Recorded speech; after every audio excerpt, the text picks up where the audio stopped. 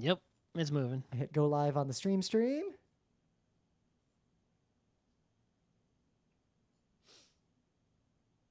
And it looks like we're live. So, all right, I'm doing it. It's Monday, May 4th, 2021. I'm Rim. I'm Scott. And this is Geek Nights. Tonight, we're reviewing a game you might have heard of, Super Mario Bros. 3. So, yeah, got my second COVID shot. Okay, me too. Yeah, it was an interesting experience. I'm not gonna, I got Moderna. I'm not gonna pretend I didn't get side effects. I had a pretty rough day, but I didn't have. My arm hurt. Yep. It felt like someone punched my arm, and there was a bruise there, even though there wasn't. And then that lasted not very long. Yep, it's fascinating, like the wide spectrum of like levels of side effects, ranging from nothing to like 2 days of like bad feelings before you're good again. Like some of my coworkers reported like. They were bleh, and then suddenly it went away after like a day or whatever. But yep, I got some happened to me on either shot. I just took both, and I was just like, okay, my arm hurt. Yep, I had a really strong reaction for the first like 36 hours after my second shot, but it was almost fascinating because it was like it felt bad, like real bad. But at the same time, I knew I wasn't sick. You should lie, and I mean, I don't lie, but you should, because then people are not gonna want to get it because they're afraid of side effects. You should be like, oh, it was great. It felt like I was high. I felt like I was doing. Yeah. The problem is then there's a disconnect between like when Dare said, "Hey kids, don't do drugs. Drugs suck," and then they tell you about drugs, and the way they describe them, you're like, wait. Drugs sound awesome. And then they're like, no, but the weed will kill you. And then when a kid finds out that weed might not be great for other reasons, but it won't kill them, they question everything else.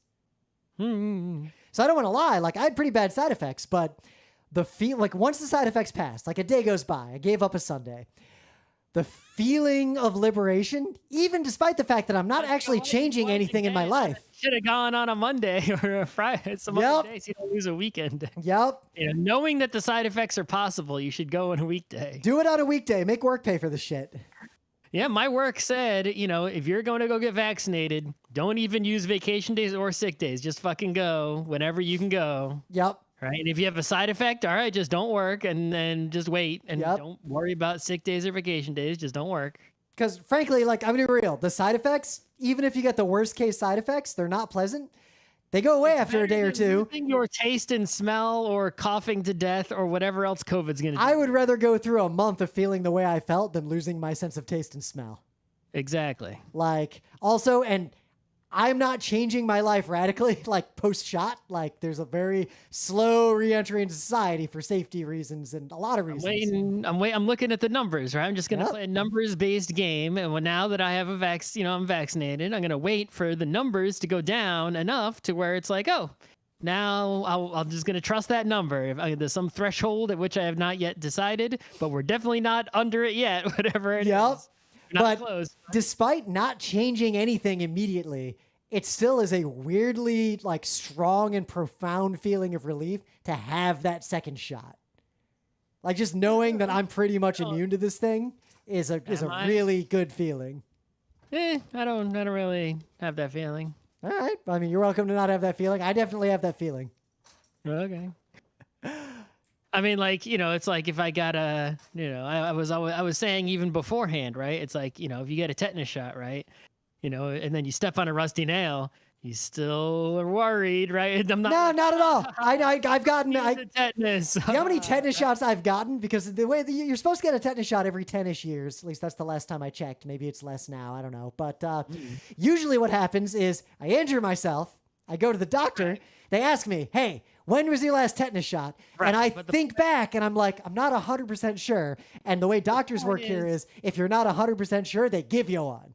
Right. The point is I had one in 2012 in Australia, right? If I would have stepped on a rusty nail in 2014 when it was definitely still effective, I wouldn't have felt like, haha, I'm totally safe from tetanus. I got that tetanus shot. I would have literally felt that way. I would have been like, haha, I only have to worry about this gaping wound and not about a deadly disease. Yeah, I would not have felt that way. I would have still been worried about tetanus, right? It's like if you give me a vaccine for some STD, I'm not gonna go banging people with no protection, right? Like I'm immune. It depends a lot on in the tetanus vaccine in particular is so extremely effective. I know, but I'm just saying is that like even if you tell me it's 99.99% effective and there's studies to show it and such, I can't feel like it's, I still can't act like I'm totally safe from it and run around with people coughing and breathing in the area. Oh yeah, that's the difference. Like if I step on a nail, I feel 100% good because I know my last tetanus shot was within the last 10 years. I actually can't remember exactly when it was, meaning whenever I hurt myself again, I'm going to have to get one again. But if I go on the subway and... But you know what I'm not going to do? I'm not going to go find rusty nails to step on. No, but if I go on the subway and there's someone coughing there, I'm not going to be like, oh, I'm vaccinated, I'm good. I'm going to be like, oh, shit, got to get off this. Yep, I'm not going to be like, let me go lick your hands. Yeah, exactly. Save the hand licking of strangers till like 2022 sometime. Yeah, right. Okay. We'll get back to that. Licking one's hands, that's the traditional greeting at a PAX. Nothing bad's ever come of that. Okay. All right. Have any other actual news here? There's a bunch of news. So we'll start with something. This is a game, so we're going to talk about it just in case any of you nerds decide that you think this is not a game. But there's a game you might have seen called hockey. And in that game... Air hockey? Ice hockey. The best of hockeys. Air hockey's one of the upper hockey. It's up there. But in ice hockey's a weird sport in that fighting up to a certain point within certain weirdly like defined parameters is expected and to a degree accepted. And this is so fucked up. Over time it is decreased significantly, right? But there's basically this toxically masculine culture in ice hockey whereby there is some sort of unwritten codes or rules such that, the people who actually enforce the game, the referees in the league, don't actually enforce everything. And instead, the players engage in some sort of barbaric self-enforcement where, it's like, yeah, you're allowed to hit people in the game. It's part of the game. Maybe that should be removed, but that's a discussion for another time. But, if you hit someone too hard or hit the wrong person or hit someone in the wrong way, whether it may or may not be legal within the rules of the game, you'll have other players who will then, fight you, to be like, to sort of keep the other team in line so they don't just beat the shit out of your team and vice versa. And also sometimes just get in a fight to sort of, theoretically rile up the blood and get your team, adrenaline pumping because, they see you fighting and there's this toxically masculine attitude of, okay, my team saw me fight. Now they'll breathe some life into them and they'll play better. Or some shit like that stuff's all nonsense. But an example of where there's a rule called roughing in hockey. And the way roughing works is if you hit someone in a way that has no rules associated with it, like you just sort of rough someone up, and you weren't fighting, but you weren't actually all out fighting, dropping the gloves, having a boxing match, but you were still like if the whistle blew and Scott was on the rival team and I skated by him and I just elbowed him. That's roughing. There's an elbowing rule, but like if you grab someone to shake them up a little bit, and you're like, but you didn't really, maybe you didn't start throwing fisticuffs back and forth. Whatever. It usually involves things that happen after the whistle, but again, there's a lot of weird blurred lines. It's sort of like how you have first degree murder. It's sort of like second degree fighting is called roughing. Yep, but fighting is like a whole different thing. So anyway, there's a dude by the name of Tom Wilson, who's basically, at least in hockey, a piece of shit. Because he is, there's always these players who have a history of, getting called and punished or for, being extra violent. And ask anyone in the NHL who the bad people are who hurt people on purpose. Everybody knows the list of names. It's the same list of names that everyone's going to give you. On the one hand, there's this sort of thing where, somebody, maybe they because sometimes it happens by accident. Just you do something, you're on ice, right? Yeah. It just looks bad. You hurt and then you. Well, case in point, there's some players who are very large and they might execute a perfectly legal check that hurts someone. And that's a difficult situation to resolve because they followed the rules of the game, but they're gigantic.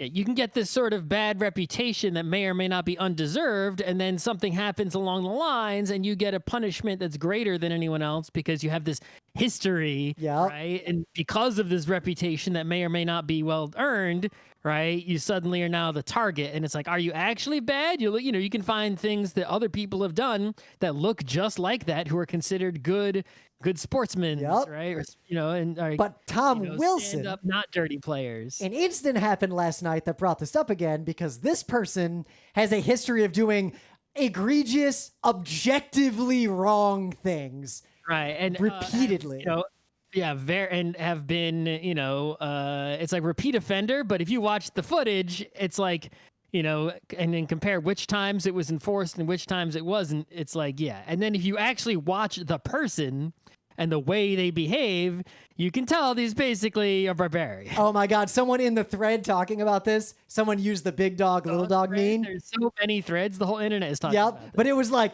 Tom in the safety penalty box. Rawr! Tom appealing his suspension. Please don't hurt me. I'm just a little hockey player. So last night, there was a hockey game that did not matter. Like, it could ostensibly determine if the Caps have like the number 1 seed or the number 2 seed, but like doesn't matter that much. Rangers eliminated. It wasn't mattering. It was like a barely mattering game. Yep. So the game, we expected it to be a game where like none of the star players are playing. Everyone's kind of just trying not to get hurt. Like, there's an agreement that no one's going to try too hard. But then people started trying really hard for a bunch of other reasons. And then there was a big pileup of people in front of a net, and Tom Wilson is on top of a player, Booch. It was Booch, right? Yeah. Yeah. And just drills him out of nowhere, long after the whistle, he's holding Booch's head down, right, with his stick across the back of his neck. So Booch is just laying there, just like, well, someone's on top of me, holding my head down to the ice. All right. And then while Booch's head is held down to the ice, Tom Wilson punches him in the head. Now, if an equivalent assault happened in like an NBA game, there would be charges pressed. Well, there's a thing called the malice at the palace. I don't know if you know about We've talked about this on Geek Nights like 10 times. Right, but they didn't go to jail for the malice at the palace, I don't think, right? They just got suspended for a very long time. And this is, this sounds ridiculous, because like hockey fights are such a thing, but it's like, why, when you get into a hockey fight, aren't you just arrested and taken off the ice and charged with assault? I don't understand. I'm not even exaggerating. Why? If you fight someone on the street in that exact same way, the cops would come, and at least you'd spend like a night in a little pokey, right? Or something like that, right? Something would happen to you. They might even take you in and let you go. But, it's like you can't have a fight of that nature. But if you have it on the ice, it's like, oh, okay, you can have that fight. It's like, what? Yep. It's like, but this is so much worse than that. The coach of an ice hockey team or the GM, I'd be like, if anyone fights even one time, you are off this team, and I'm calling the police. Yep. Also, if anyone comes and tries to fight you, you are to run away and try to get them penalized without you. Well, like during the big brawl, Panarin just rightly turtled. Right. He wasn't gonna fight. So after Booch was punched in the head, obviously, because of this code and the refs, not doing anything. And the refs didn't even react to the hit, and it looked like Tom was going to keep pummeling him too. Right. You have to sort of stand up for your team. It's like you don't have a choice in that bad system. It's like that's sort of what you have to do. So the other players who are not fighting type players, right? You got Panarin, who's one of the best players in the whole league. You have to realize he's as tall as me, and he only weighs maybe like 10 more pounds than me. Only he's obviously has no body fat and is all muscle, whereas I have flat. I can't. Tom Wilson is 6'4" and weighs 220 pounds, and he's got him held down on the ice by his neck. He has 50 pounds on Panarin, right? So Panarin comes, to sort of defend Buchnevich, and so does the rest of the team. And a fight ensues that is not the normal kind of hockey fight where two guys, go, okay, let's fight and drop the gloves and have a little fisticuff. This is like, we are defending our teammate, and then the Capitals players are then like defending their teammate, and it's like it's an actual fight. Like if, two groups of people, on the street got into a fight thinking they were actually defending their friend from people actually trying to hurt them. And in the process of this, Tom Wilson basically like ragdolls Panarin in a way that he could have, his helmet came off at some point. It looked like he could have just slammed Panarin's head into the ice, killing him, ending his career potentially. He ended his season, which is not, there's only a few games left, but he Thankfully, it was a lower body injury, they're saying. Yep.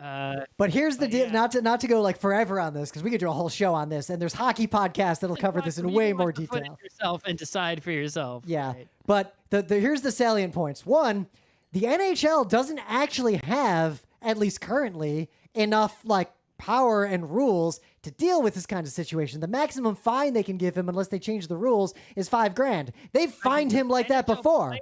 The players' union in their union contract says you can't fine any one of us more than $5,000. So the players' union is okay with this. Also, the player union rep at the Capitals is Tom Wilson, the Barbarian. Yeah.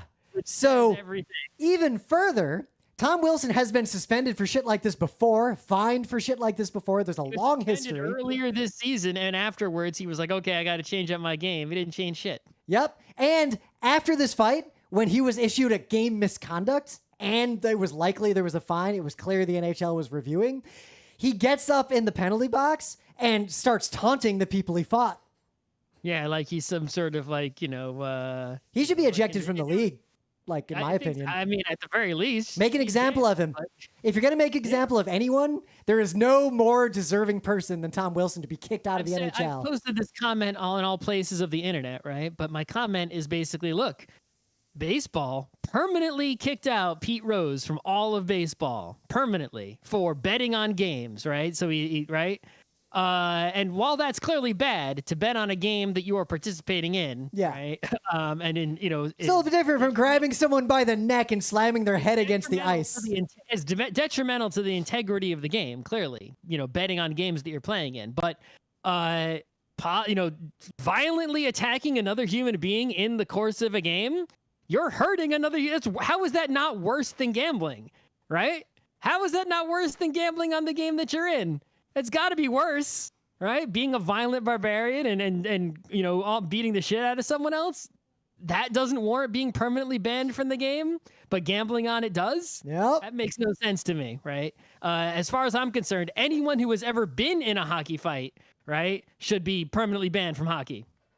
It's like, don't fight. It's like, it's like, come on. Yep. But especially these, there's the weirdly consensual hockey fights, and then there's this kind of fight. And there shouldn't be any debate about this kind of fight at all. Right. We've got, it's like we've reached a point where it's like, listen, boxing was a thing, right? It's like, we don't need to continue to have boxing. If you really want to see boxing, you can just watch Muhammad Ali, this video.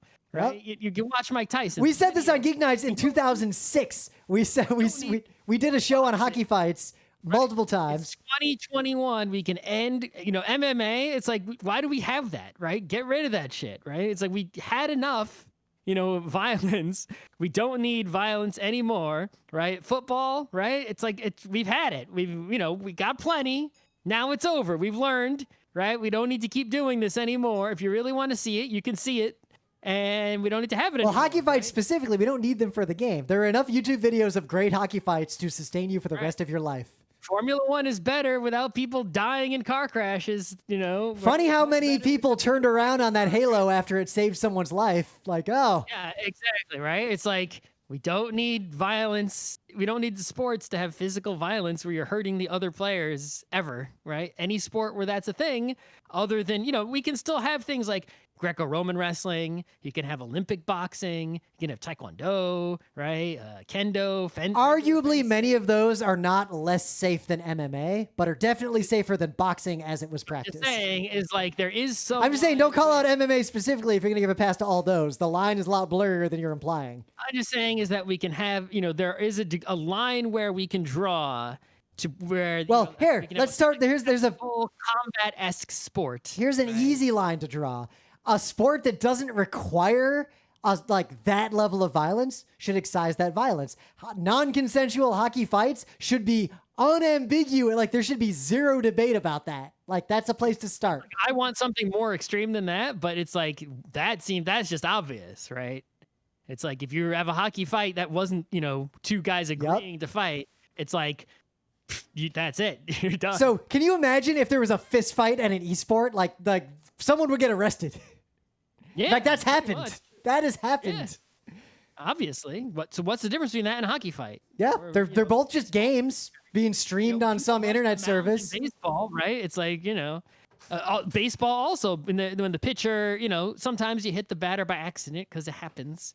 But if you do it on purpose, it's like, why? You just threw a baseball at someone at like 100 miles an hour. You could have killed him. You should be banned from baseball permanently. Yep. It's worse than what Pete Rose did.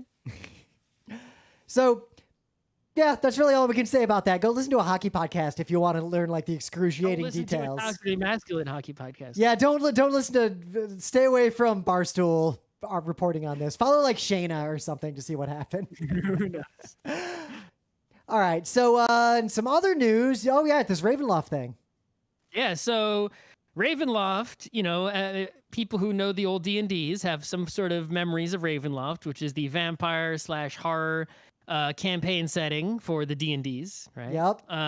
With your, what's the vampire? Count Strahd. That's right, Strahd, Curse of Strahd, right? Generally, it's a world where, like in old D&D, the way it would work is you'd have a campaign in some other world, and then you'd be like, a fog comes in, and you transport your PCs to some other campaign setting and have them do one long adventure there, and then return to their original. You do a Planescape and end up... Actually, Ravenloft was canonically, I don't know if this has changed, not accessible from Planescape. It's its own thing. What the fuck do I know about D&D? Ravenloft is its own hidden shadow dimension, potentially created by some bullshit with Vecna, but don't quote me on if that's still canon or not.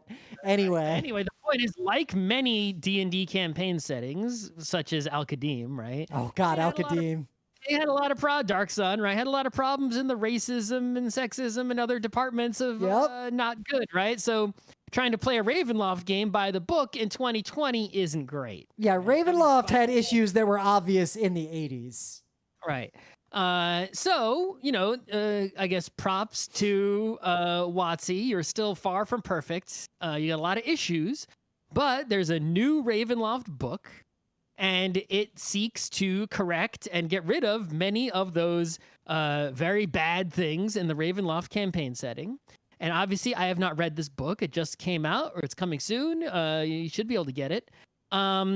And I believe that they may have succeeded based solely on the fact that when I look at the credits on this book of who wrote it, who was involved in it, it is top tier peoples who I know of or know, at least one of which I played games with and trust to make this not shit. So if you want to play, if you're still playing D&D for some reason, and you want to do some Ravenloft, or you just enjoy reading D&D books, which perfectly... I spent more time reading D&D books than playing D&D until I hit late middle school. Right. I think I can recommend to you this book, despite never having read anything other than the section of who was involved in the creation of this book. Yep. And if you are doing any Ravenloft action, I would recommend going by this book and throwing out all the old books for a better Ravenloft time. Yeah, and I scrolled through like all the details of what they changed, and it looks like it's really mostly, some of it is just positive in that it removes harmful stereotypes, like the Vistani as a quote race were deeply problematic, but also they've made some aspects that were drawing like naively and vaguely and incorrectly from like ancient Egyptian culture and made them more just fantasy sci-fi interesting and less tied to real peoples and histories and cultures.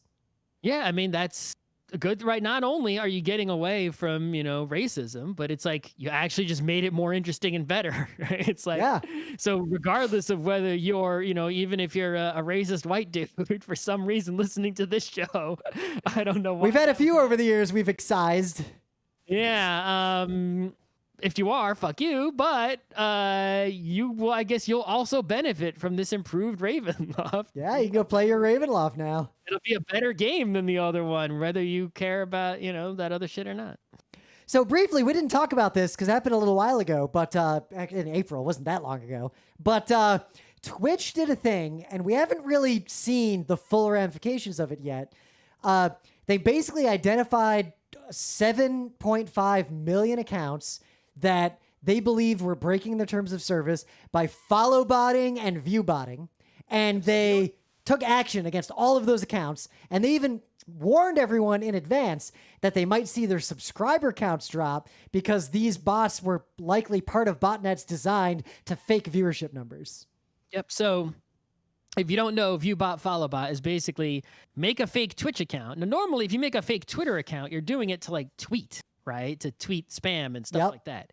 If you make a fake Twitch account, you might not be trying to run a fake Twitch channel or go into chat and spam. You might just be following someone else on Twitch to increase their numbers, because Twitch rewards people for having bigger follower numbers, bigger subscriber There is numbers. an incentive to have more followers, and it doesn't matter if those followers are real. If I made 1,000 fake Twitter egg accounts and all they did was follow me just to make it so that I have 1,000 more followers than I do right now, right? I just want to make the number go up.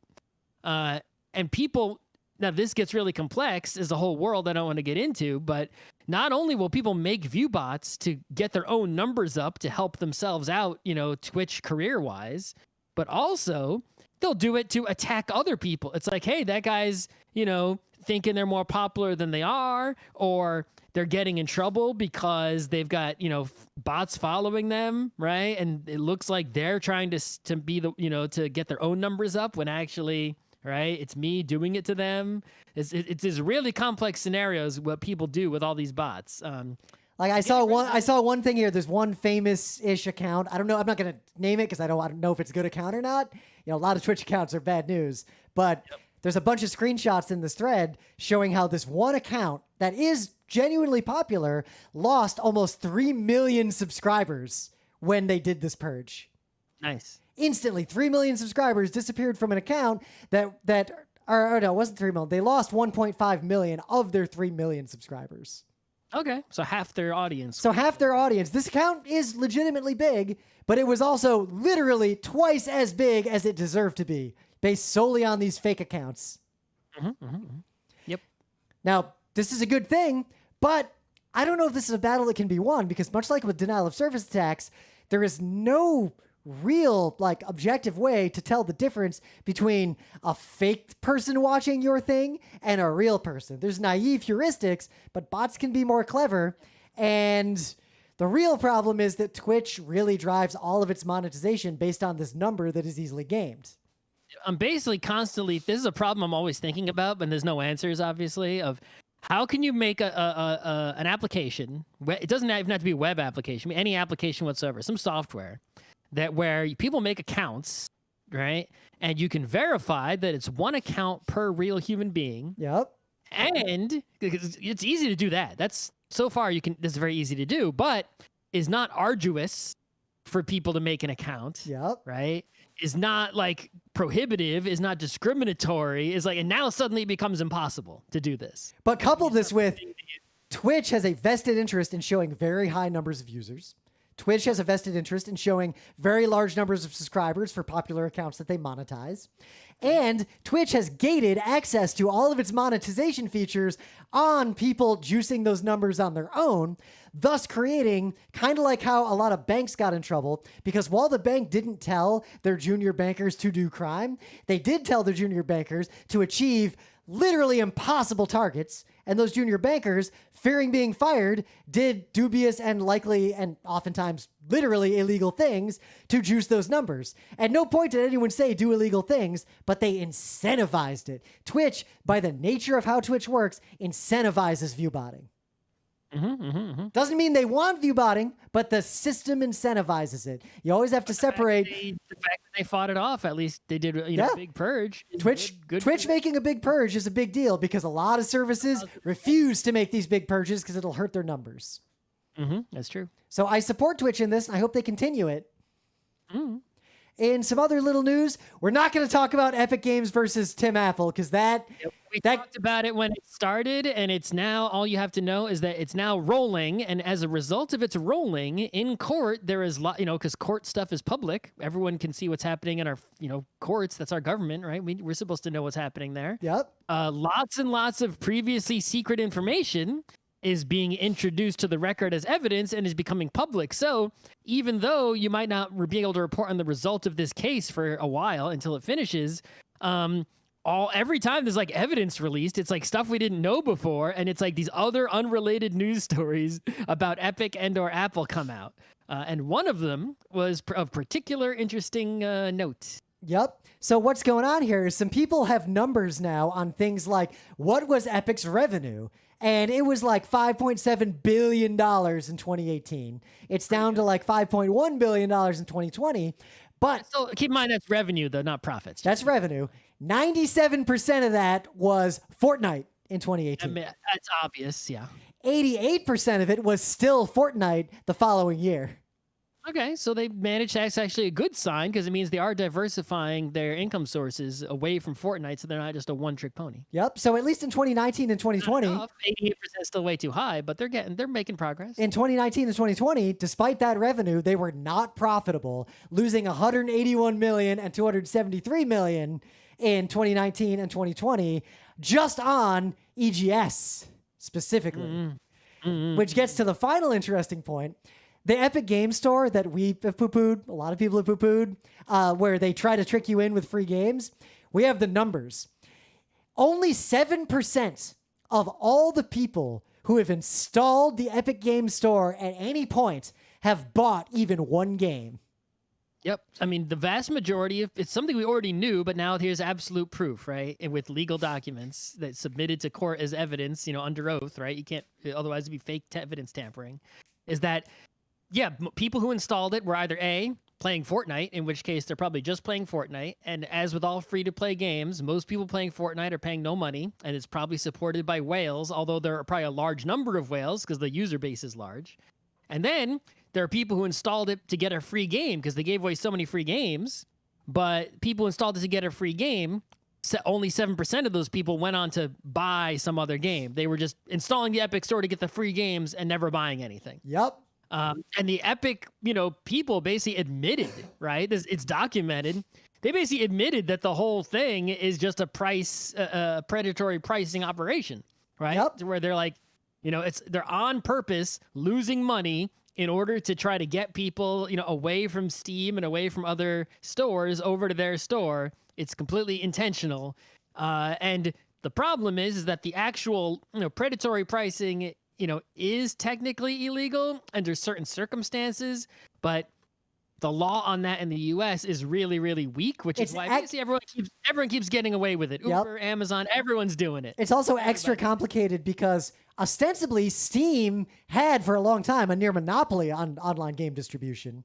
GOG and other things have filled in, like there's a better ecosystem, but Steam still is like the Uber place to buy games. They're not suing Steam, they're suing Apple for the Yeah.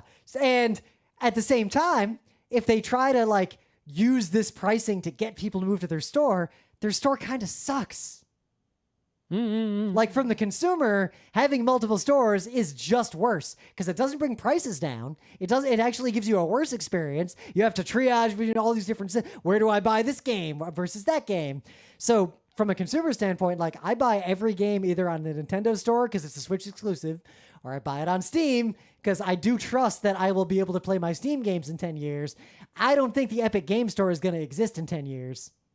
Who knows? But definitely, that does speak to a larger issue of something that's happening. I guess it's been happening for a very long time, right? But real stores, physical brick and mortar stores do this too, where they try to make it so, use various tactics to make it more convenient for you to keep shopping at the same store, even if some other store that has what you want, maybe even at a lower price, it's like, things like loyalty cards, store, brand credit cards, all customer loyalty programs. I guess that's the same thing. Oh, those things do something even more insidious that I didn't know about, or at least didn't think about, but it's obvious in retrospect because I got a bunch of training. I've learned I've had about a formal training on the current science of pricing lately. And one of the things, those loyalty cards, while what you said is true, that is definitely a reason they're used. The primary reason they're used is that all your purchases. No, it's so much more sinister. There's different terms for it in different industries, but effectively it's proof that person, the person who deals with the bullshit of the loyalty program, is very price sensitive. They're willing to give up time to get benefits or slightly lower prices. People who ignore the loyalty programs are willing to pay whatever price you publish because they value their time more than their money.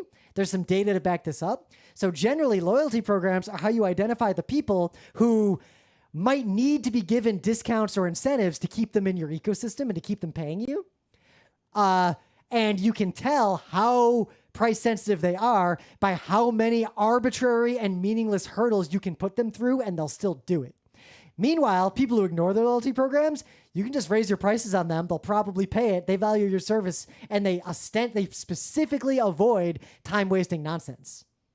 That's a good point. But yeah, real stores try to make themselves sticky for customers, right? But digital stores, right, selling software or music or whatever, have it even better. And that, it doesn't really, hurt you too much to go from one grocery store to another. It's a location, right? But if you have Steam, to install another store on your computer, it's just like, oh, God, how many stores am I going to fucking install, right? Yep. Like, I already got a Blizzard-specific app just for Overwatch and then Steam for literally every other game.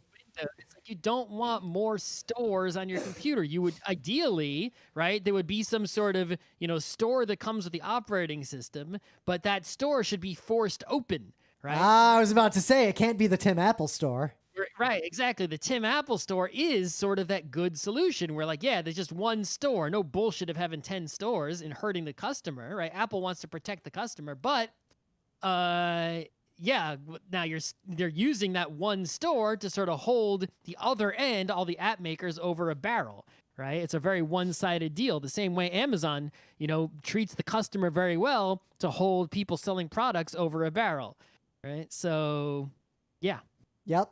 I don't know where this is all going to go. We're not going to talk about it a lot. You could make a whole podcast just around this fight. It'll be a huge news when there's some sort of decision made. Yep. Never mind. And that decision is totally orthogonal to this whole conversation about whether or not Epic Games' business model even makes sense or is ethical, independent of their fight with Apple. This is going to be a nonstop fountain of news until it's over, and it's going to be a huge news when it's done, whatever's decided. Right? Like, this is as big for gaming as that whole Java situation was. It's like it has ramifications, I think, for everyone, whether they realize it or not. But obviously, technological and tech people and gaming people are paying the most attention. Yep. All right, I think we can go on. Stick my meta moment marker there. Thing of the day marker. Yep, the thing of the day and meta moment. All right. Things of the day. So I have a rule. We both have a soft rule. We try not to just use the same account, or we'd both be like, oh, I got another lock-picking lawyer for you. That's the best thing I saw today. Yeah, if you find a YouTube channel that's got good videos, like the one I had the other week with the animations made with wool, right? It's yep. Like, you can't just be like, well, this YouTube channel is amazing. All its videos are terrific. It has 10 videos. That's 10 things of the day. It's like, no, it's not. It's one thing of the day. So I've used Worth It Kids before because they made some great animations, and then they made that clown thing that was like above and beyond. They have somehow exceeded expectations yet again. They uploaded a video on April 30th called Captain YAJIMA. It looks like stop motion. It looks like it was made in Blender. This is CG, like computer animation, but it looks like old style stop motion. It is 8 minutes long. It is a full episode of a fake anime looking television show. Like, it looks like a 60s anime. Very well done. If you didn't know anything about what they were parodying and you just watch this, it's legitimately good. Honestly funny, has real characters. Like, this is amazing. If they turn this into an actual show, I would watch it. Okay. This is watch all 8 episodes or all 8 minutes of episode 1. I doubt they're going to make more. I'm pretty sure this is a standalone one-time thing, but the character names alone will make it clear that this is amazing. Like, just watch it. I'm not even going to say anything else. All right. So in 2004, when we were, I guess, close to leaving college, right, the furthest thing from our non-TV watching minds was the Rock and Roll Hall of Fame induction, right? I can't think of a more boomer organization than the Rock and Roll Hall of Fame. I guess we could rant about Hall of Fames in general, but yeah, off topic, right? But anyway, at the 2004 Rock and Roll Hall of Fame induction, a legendary performance occurred, and I didn't know about it until recently because I didn't know about it until you sent me this link. Right, but obviously other people I'm sure who are more in tune with that music world would have known about this for the past 14 years.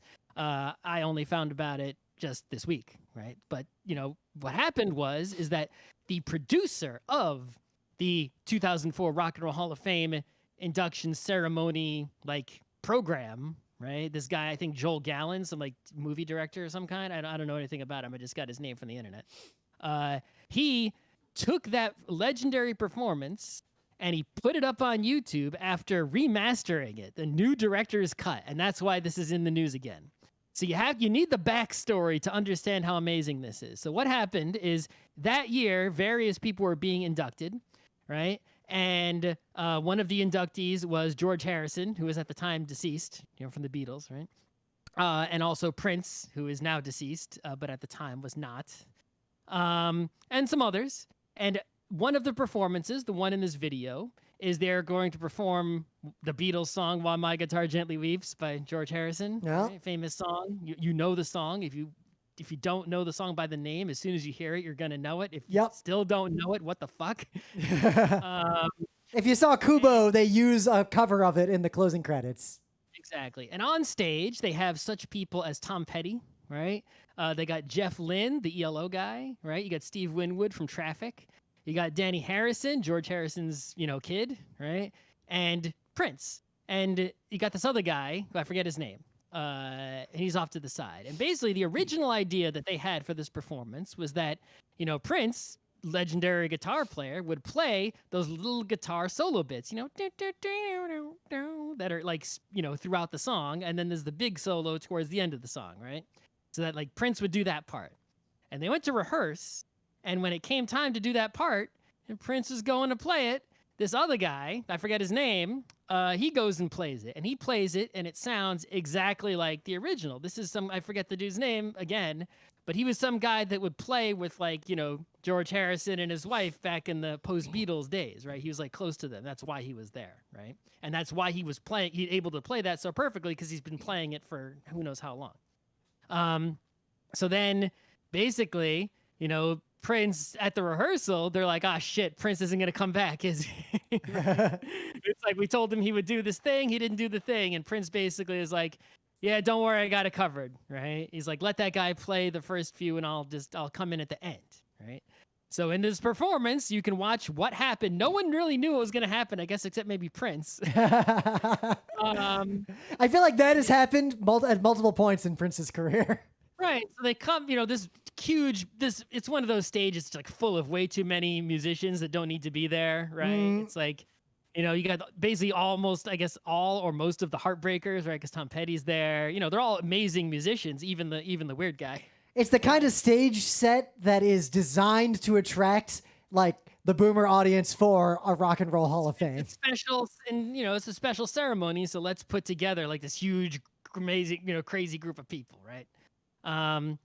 So you see Prince, Prince is coming, but you don't see him. He's not there. They're playing the song. They're playing it very serviceably, right?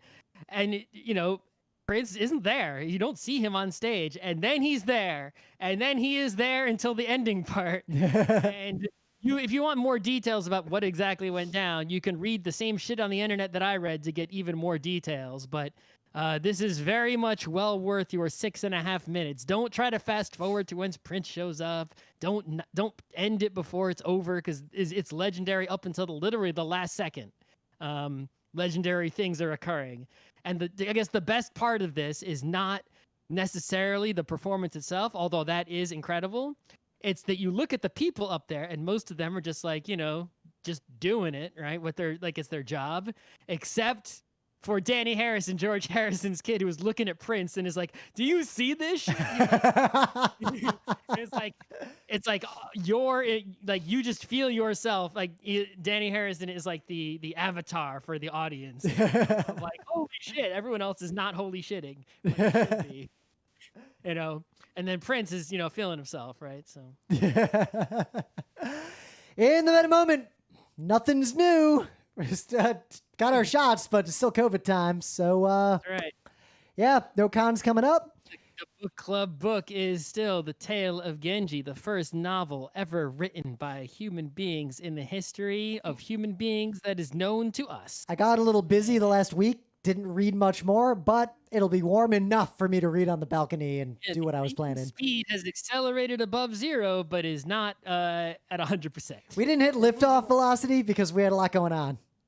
Yeah, I think, I will never say that, and as the book club continues, we will never have, because you look at history, there's no way I can promise that we will read all the books promptly in the future, right? Yeah. Some books have taken us like a month, and some have taken us a year. This book has already definitely taken us longer than any other book ever. I can't promise that we won't have a slow book ever again that will take us a very long time, perhaps months. Who knows? Because to make it, we've said this before, but to make it clear, COVID really changed our lives to the point that reading this kind of fiction long form is like low on the priority list. Yeah, I would like a lot of those book club books I read on my phone on the subway. Right? Yeah. Taking a subway. I would read a chapter like every day on the way to work and every day on the way home from work. Right? It's like, I'm home. Why am I, but anyway. I'm home. Why would I read? I can promise that when we eventually finish this, as long as we survive, we will. I got the next book picked out. We'll read it pretty quick, I think. No future book will take as long as this one. It might be one day less. Oh, Nostradamus here making a bold prediction. No book club book in the future will take as much time as this one. They will all take at least a day less. Now I want to make my next book, The Count of Monte Cristo, and just see. I'll read it. I'll be able to read that faster than I'll be able to read. Unless there's another pandemic or something. Barring some ridiculous circumstance like that, yes. Yeah. So let's get right into it. We've never actually talked about Super Mario 3 on Geek Nights before. At least not by itself. We've talked about Mario World and other Mario games, but also I recently just beat it for a lark, like over the last week. Like I just idly played it until I beat every single level and every single normal secret. I didn't get like every coin ship or anything because frankly, I was never that good at Mario 3. I believe you're not. The first coin ship is pretty easy to get, but I struggled even as a kid when I cared a lot about getting all the coin ships. I only know how to get the first and second one. I can get the first one more reliably than the second one. The second one I can get maybe like 25%. Yeah, the only reason I got the first one when I did this replay, I used a couple of save states because I'd miss one coin. I'd be like, nah, fuck it. I'm not going to die and do that again. But yeah, so I would just want to set the context for anyone younger than us who doesn't really understand, right? So if you're in the US at the time, you don't have a lot of information about what's happening. You have magazines, if you even have those, right?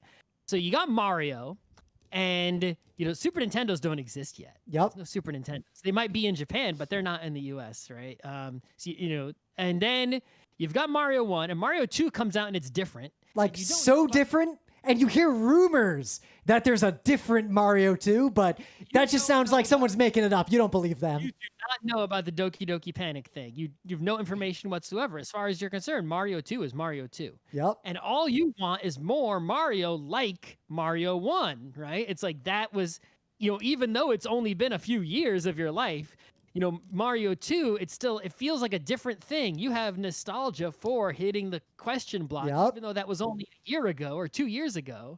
You don't have the Shy Guys and versus the Goombas. Like you don't have the feeling for the Shy Guys you had for the Goombas, right? It's like Nintendo to make more Mario would be a thing. And then this movie, The Wizard, comes out. Right? And you see at the end of the movie, there's Mario 3 in the movie. Which was actually the reveal of Mario 3 in the US. Right, and you're like, holy shit, right? That is a big fuck. I want that so bad. And then it's like, when you realize it's real, and it's like, there was no like firm release date like there was for things today, right? It's like, when is it coming? Is it coming? When can I get it? Where? You didn't really, it's like, eventually you're going to go to Toys R Us and it'll be there, but you don't know when. It could be next year. You don't know. Yeah. All you had to go on was, if you were lucky, Nintendo Power, which was just marketed. It was just an ad. It was just an ad you paid for.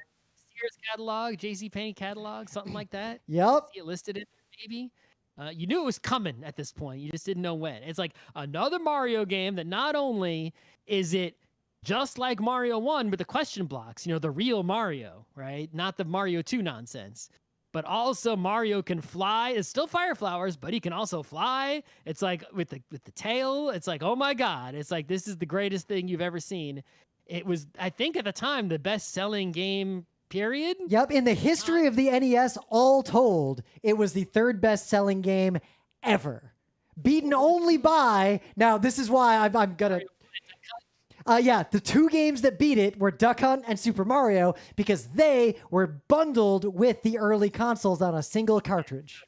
But yeah, Mario 3 is like didn't come. I think it might have come if you bought a top loader NES. If you bought the way later NESs, it was bundled. They sold more than 18 million copies of Super Mario 3.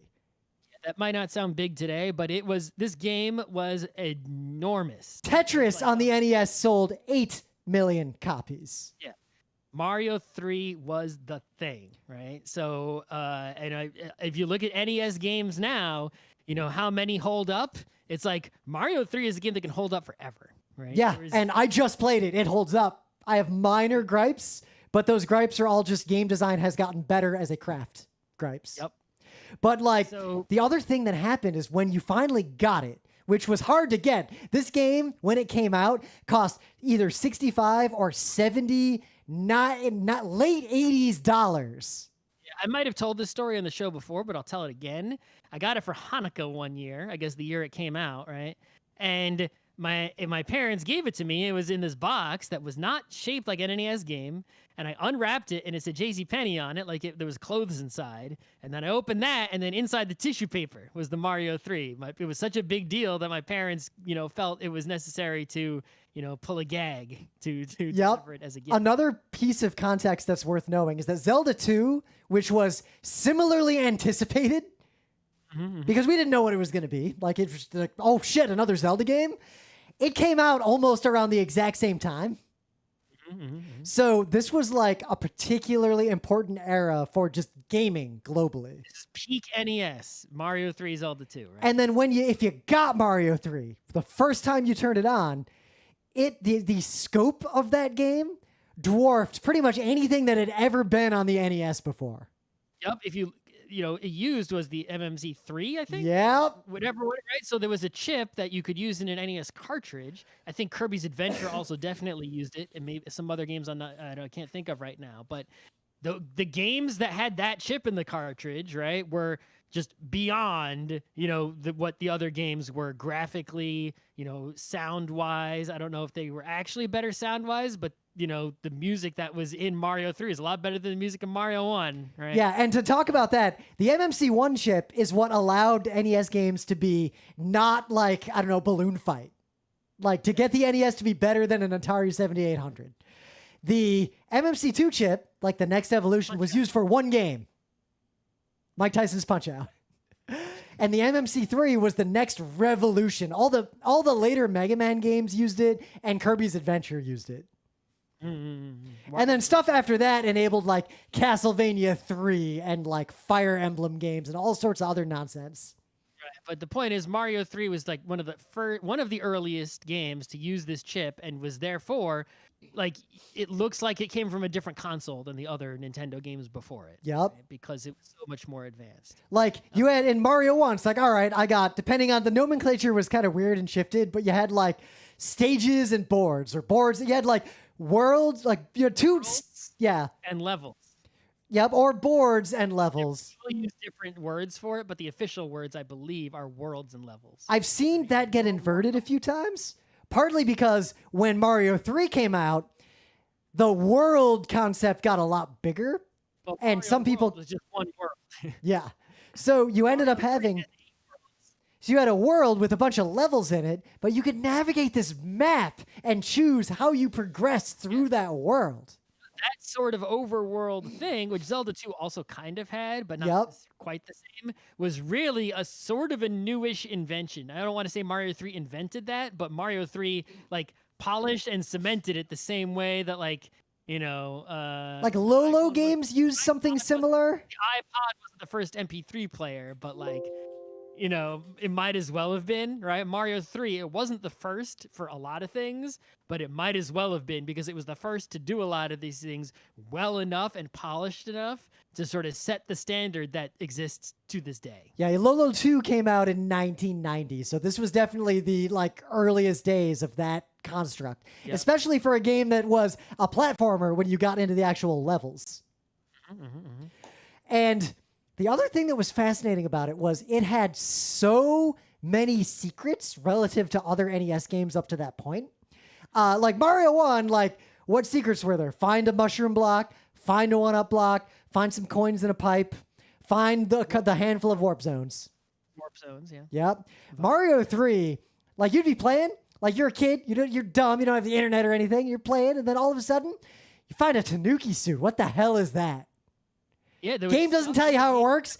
You get hit and it's gone. You have no idea how to find it again, and you're obsessed with finding it again. Stuff in the game that was not in the instruction manual. If you bought the legendary, you can get a PDF of it online for free, I think. We had that book. The strategy guide, which had like cardboard pages. The cardstock was so thick. I had that thing memorized. It had full screenshots of every map in every single level in the whole game, just showing you everything, where it was in every single question block. It's like it showed you 100% of the game, like full on. Nothing was hidden from you if you had the strategy guide, which I had.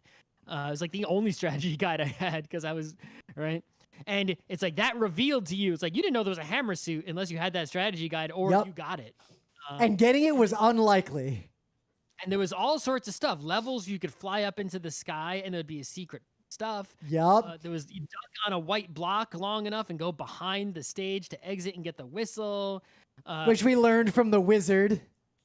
Pipes that go to weird places. It's just like, you know, we're in the desert world using the hammer to smash a block at the edge of the map to go off the screen into where there's a hammer bro that you couldn't see normally. Yep.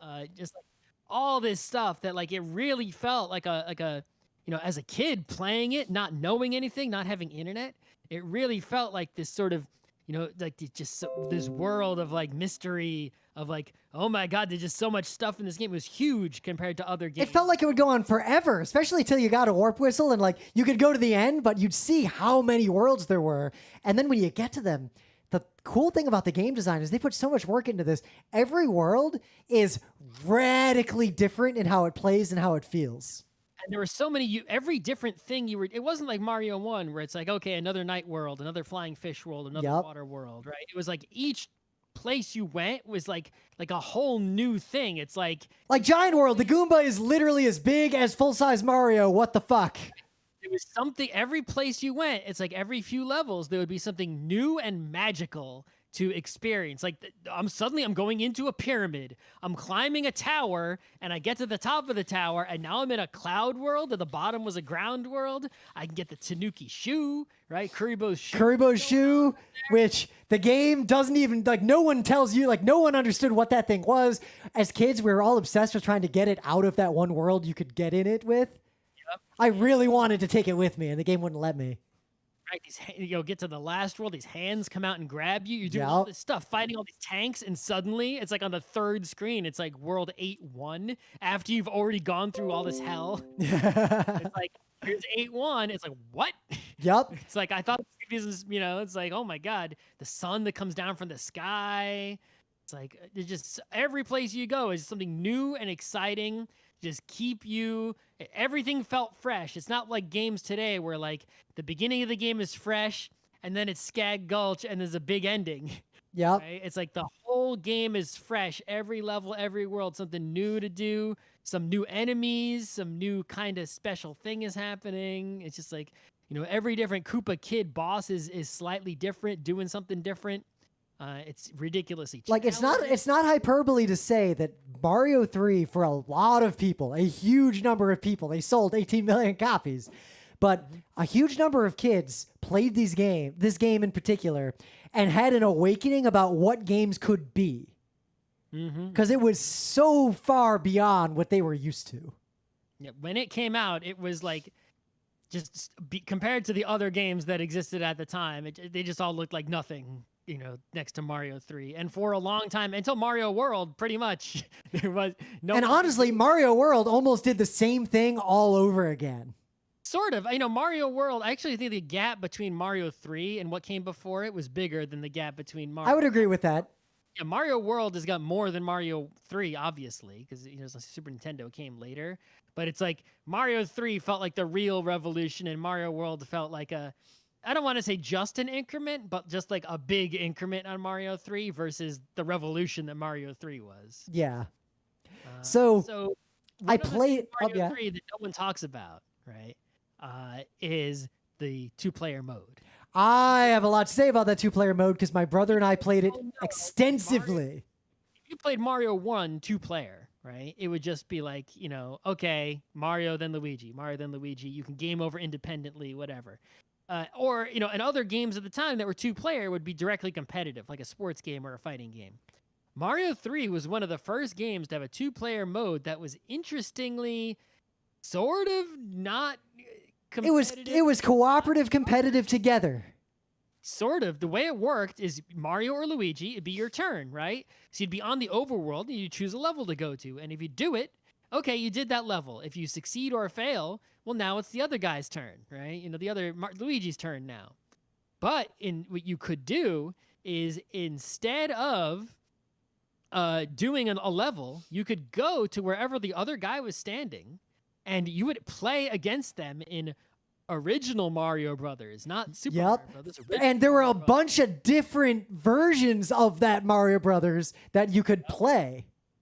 And whoever won would basically, now if you won that battle, it would be your turn to play Mario 3. Yep, and you stole one of the other player's cards that you used to collect sets to get 1-ups. Yep, exactly. Oh, that's right. The game also introduced having an inventory of items that you could activate before entering a level. Oh yeah, I didn't even think we'd try to catalog all the unique and novel things that Mario Brothers 3 did. Unique, novel things. Oh my god, just incredible. But so that mode, here's how, the immersion, I don't know what they intended for that mode to be, because sometimes my brother and I would use that mode to try to lose those cards on purpose to align. If I had fire flowers and 1 star, a fire flower and a star, I'd try to knock the star out of myself so he could pick it up because he had 2 stars, that kind of thing. Clever. But also, say there was a mushroom hut that we both knew could have a Tanuki suit in it. I would refuse to play any level that would let him get to that mushroom house. Mm-hmm. He would refuse to play any level that would let me get to that mushroom house. I would go into this mode and die on purpose to make it his turn, and we'd escalate. Or I would threaten to just go fight the boss and give up on that mushroom house. Unless he let me have it. There would also be situations on the map where I don't remember 100% if this is true, but I feel like it's true, where if you beat someone in the Mario Brothers game, they would get sent back to the start of the map? Is that right or not? They would get sent back to, I think, the last level they beat. I forget exactly how the logic worked. So if you had if they had used a cloud to skip over a level, you could force them back behind the hard level that you were trying to skip. There was a cloud, rock, or pipe situation. I wonder if it was possible to send someone back and therefore get away from them. Yes, you definitely could. I once hit my brother. He used a cloud to get past a hard level. And I used a cloud to also get past that hard level. Then I fought him and sent him back before the hard level. I'm going to go see if there's any 2P speedruns of Mario 3. Nah. I feel like the 2P speedrun, I don't know. I'd like to watch one of those on an AGDQ. Sort of 2P anything, I don't know. Anyway. But the game overall, I played the whole thing just recently, last week. Every single level, I beat them all. I use save states occasionally, but not much. And I didn't cheat otherwise. I didn't get everything like every coin chip, but the game not only held up super well, but I'd forgotten about a lot of things until I got to those levels and memories came flooding back hard. But I think this game is worth playing, even if someone has no nostalgia for it whatsoever, has never played it before, literally never even touched an NES. There's not a lot of platformers as good as this, even today. Yep. But the points where it falters, where game design has progressed, is one, it commits the sin of giving you extremely rare items with a random chance of getting those items, But those items are also so ephemeral that even a very skilled player is unlikely to get to use them even a little. Yeah, so like there's the P-Wing, which, I think is one of the things maybe not being in the instruction book, maybe? I think it is the most important item. It's the most powerful item by far. Yeah, the P-Wing just lets you fly over a whole level, permanent P. Yep. Whole level. As a kid, we'd save those up to fly over those stupid tanks and airships at the end of the game.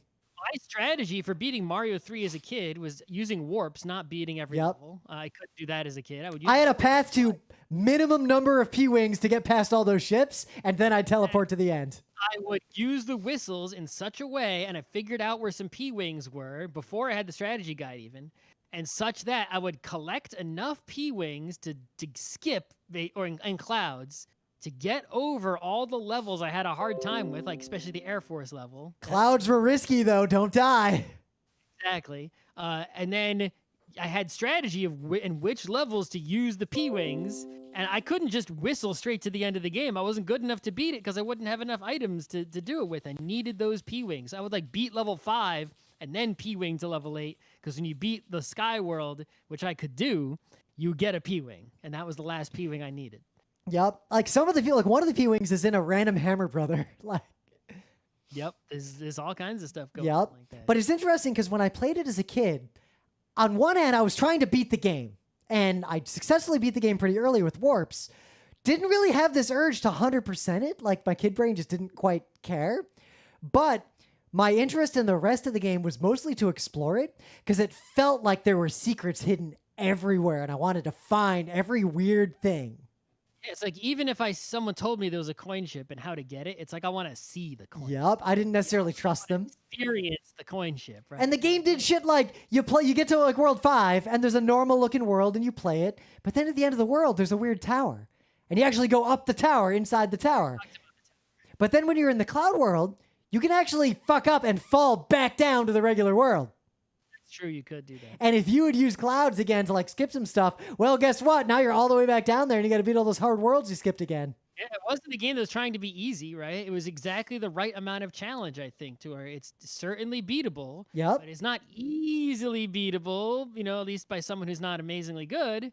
But it's not like you're never going to beat it. It's I beat it within a month or two of getting it using warp whistles. That was pretty straightforward to do. If you keep trying and you maybe figure out where some secrets are, you're going to beat it. Right? The only thing I would suggest is honestly... lives, Oh, the game, if you even play reasonably well, you'll have 30 or 40 lives by the time you hit World 4 if you're trying to beat everything.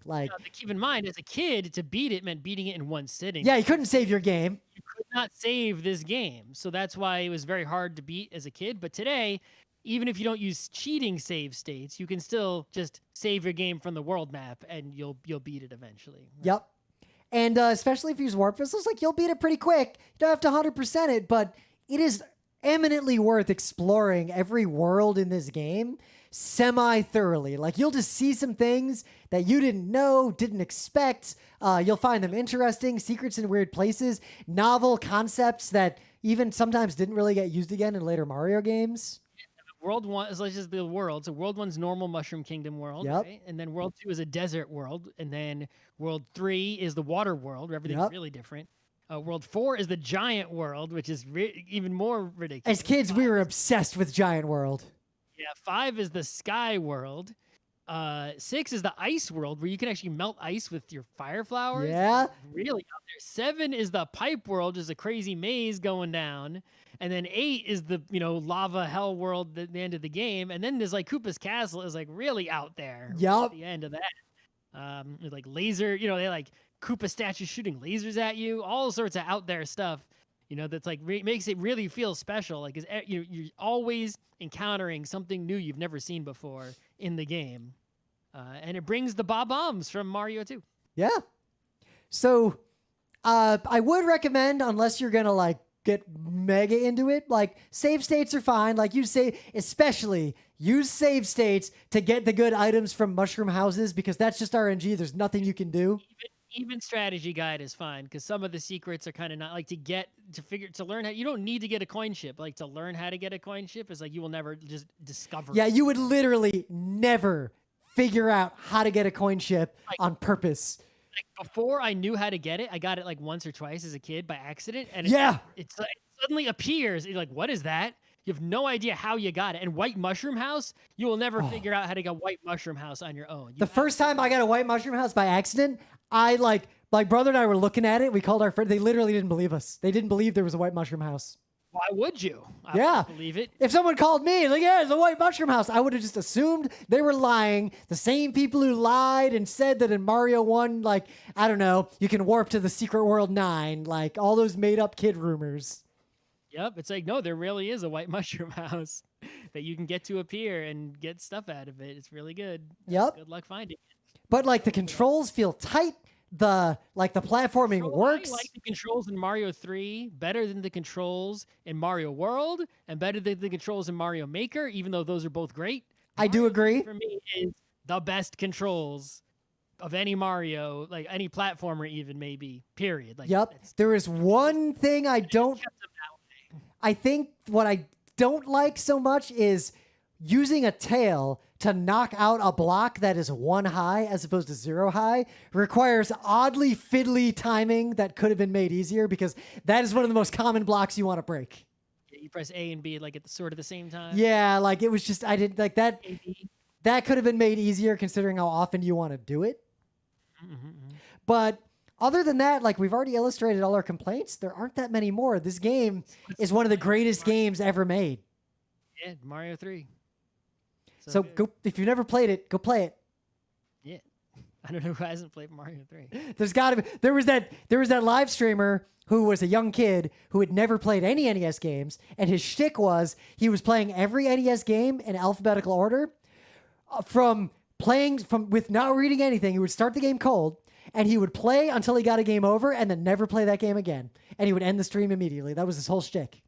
And he got to Mario 3, and that was the kid from which I have that famous that line I like to quote a lot of the observer just saying, "Please pick World 4. Please pick World 4. Please pick World 4." And he does indeed pick World 4. He game overs in World 1 in Mario 3. Oh. Because he didn't know how Mario games work. Like, how would he? Never played NES games. He's young. Mario 1 before Mario 3.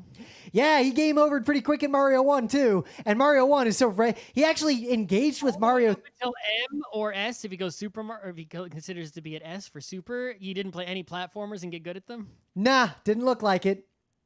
Okay. Also, Mario 3 introduces a lot of interesting things that if you'd only ever played Mario 1 and you didn't have like the game, like, I don't know, desperate gamer trying to understand this game impetus, I see why he failed at the things he failed at. Like, Mario 3 introduced the auto-scroller to Mario. That wasn't a thing before. That's true. And auto-scrollers, even when I was a kid, were terrifying. When I first went into World 1-4, I died almost instantly. 1-4 is a very hard level. 1-4 is a rite of passage. Notice how well the game is designed, though. World 1-4 is entirely skippable. You do not have to do it. But if you do it and do it so well, that's the way to get the first white coin ship, right? Yeah. So, but interesting. You can skip it and beat you can beat a different world, I think World 5, and also get that mushroom house. Yeah, oh, yeah. You can beat World 1-3 to get to the mushroom house. Yeah, 1-3. You can also just skip that whole wing and go straight for the castle. Yep, you can skip the whole thing. You don't want to get the mushroom house. Such a good game design there, right at the beginning, like that. Yep. One last thing, just to emphasize how significant this was. Like when Mario 3 came out, the Mario Brothers Super Show was airing and being watched, right? So this is like the height of Mario as a kid's thing in the 80s, 90s time, right? And the Mario Brothers Super Show, the cartoon that they showed during it, had to transition from being based on Mario 2 stuff and characters to being based on Mario 3 stuff. Mid-cartoon. Like, suddenly there were leaves in it. And and frog suits. Yep, which wasn't in the cartoon prior to that. Oh my God, that reminds me, it's a total aside. We can end because I'm getting hungry. But you saw that thing where we found some answers as to why the Zelda cartoon was the way it was? No, I didn't see official, reports of specific decisions that were made and why about that show have made it to Twitter, in the last couple days. I don't know if they're believable, but they'll probably They're pretty vetted. And the one thing that was notable, because I wonder how much of that was true for Mario 3, most of the people involved in the show did not have NESs. Makes sense. In fact, one of them said they rented a console so they could at least play the game to like know something about it. Most of the cartoon was designed based on the Zelda 1 instruction booklet and the instruction booklet alone. Makes sense. Which actually explains a lot if you look at that instruction booklet. Sure.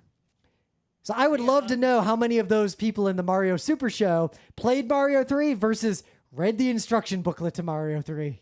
I would also just like to point out one thing is that Mario, if you want to watch Mario 3, right, the person is Mitch Flowerpower. Mitch Flowerpower. Mitch Flowerpower, the famous Mitch Flowerpower speedrunner, is basically, I guess, considered among, if not the best Mario 3 player there is. And his streams are a delight to watch. Right. So if you want to, go to YouTube or Twitch, find Mitch Flowerpower, and you will see the pinnacle of Mario 3 skill play that there is. There's also Mario 3 randomizer and all kinds of stuff going down in the Mario 3 communities. So, but don't worry about that. Just futz around and explore the surprising depth of this relatively early Nintendo game.